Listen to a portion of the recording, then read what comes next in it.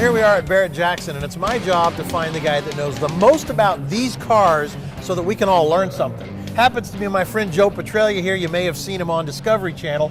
Joe the Hat. How you doing, Joe? How you doing, Alan? Good to see you. So Joe has about 20 cars in this auction here in Las Vegas. And I got to tell you, man, this guy has got nerves of steel. This car behind us, one of the most beautiful cars I think Chevrolet ever made. Great body lines, good looking cars. This 70 car, Chevelle. it has been so well restored. Now, we're trying to determine what it might bring. What are you thinking on this car? Well, it's a 70 LS6 Chevelle. 454 cubic inch, 450 horsepower. I mean, this is the epitome and the height of the muscle car market. 1970. It was downhill after that. Less than 3,000 were ever made. Super desirable. When you get them at this level of restoration, this car, by the way, $205,000 to restore. Wow. 2 years ago, I didn't do it. The gentleman that I acquired the car through. And you've owned it how long? I've owned the car about 13 days. 13 days, right? Put a deal together with 3 other guys, 6 trades, 4 cars. This thing ended up at my shop.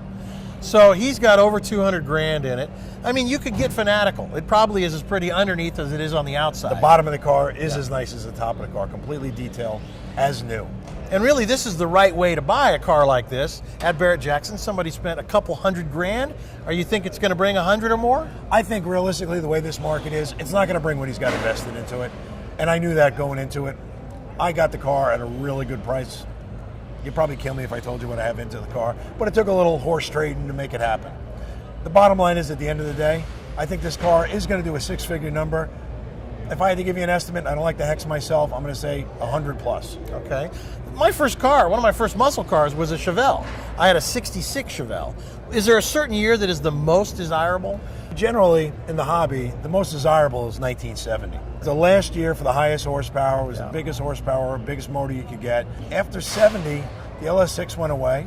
You had the LS5, compression started coming down, low lead fuel started coming in, then eventually no lead fuel came in. So they had to compensate for it. The government got on the manufacturers to clean up their act and get the cars to run a little more efficiently and a little greener. Even back 40 plus years ago, you know, the writing was on the wall.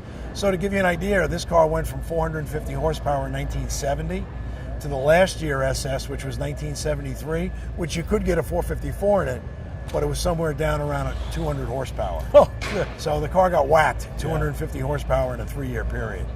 And that's just what happened.